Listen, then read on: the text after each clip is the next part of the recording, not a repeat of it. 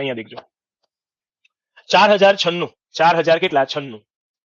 હવે એની ઘાત આપી છે ઘાત આપી છે ઘાત આપી છે જનરલી ઘાત ઘણા વિદ્યાર્થીઓને તો પોઈન્ટમાં આપ્યા હોય એટલે જોઈને જ એમ થાય આને કરવાનું શું બરાબર છે દેખો આધાર જ્યારે સરખો હોય પછી ઘાત ગમે તે આપ્યું આધાર સરખો હોય વચ્ચે ગુણાકાર હોય બોલો ઘાતોનો શું થાય સરવાળો થાય ને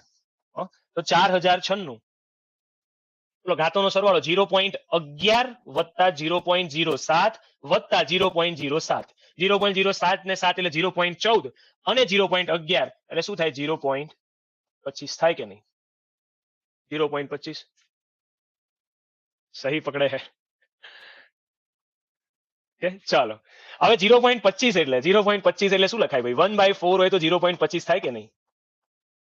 0.25 ની જગ્યાએ 1/4 ના લખી શકું ભાઈ તો બોલો 4096 છે એની 1/4 ઘાત 1/4 એટલે ચતુર્થ મૂળ કહેવાય અને જે લોકો આપણી જોડે ભણેલા છે ચતુર્થ મૂળ એટલે મેં કહ્યું છે નોંધે લખાવી હશે કે 2 વખત વર્ગમૂળ એટલે 4096 નું 2 વખત વર્ગમૂળ નીકાળવાનું થાય તમે વર્ગમૂળ નીકાળશો 4096 નું તમને વર્ગમૂળ મળશે 64 અને એનું ફરીથી વર્ગમૂળ નીકાળશો એટલે આન્સર તમારો આવી જશે 8